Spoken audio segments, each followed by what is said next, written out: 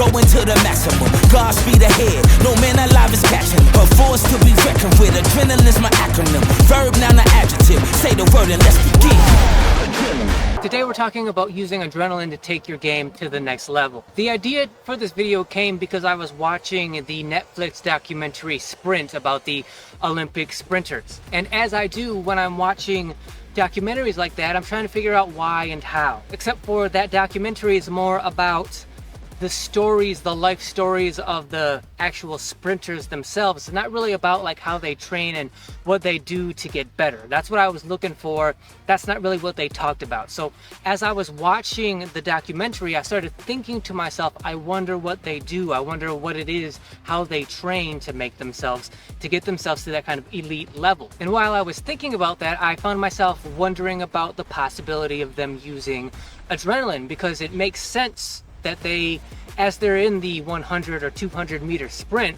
you would probably want to use adrenaline to try to fuel that run. And then of course I thought about, well, I wonder how I could then relate that to basketball. And then it did occur to me that I did used to use adrenaline on a pretty regular basis a long time ago in my own competitive career. So today I'm going to give you examples of how I used to use adrenaline in my game to try to make myself better, and then hopefully you guys can extrapolate examples from that and think about how you could then use adrenaline to make your game better. So let's get right into using adrenaline. The examples I'm going to use are going to go from my least favorite way to use adrenaline to my most favorite way. So my least favorite way to use adrenaline would be during rebounding. So I'm 5'8". During my playing days, I was probably somewhere in the low to mid 130s, so I was always one of the smaller players out here. So rebounding was always one of my weakest, if not my weakest ability when it came to playing basketball. Now when it came to using adrenaline, it would be tempting to try to use it while I was trying to box out and get the right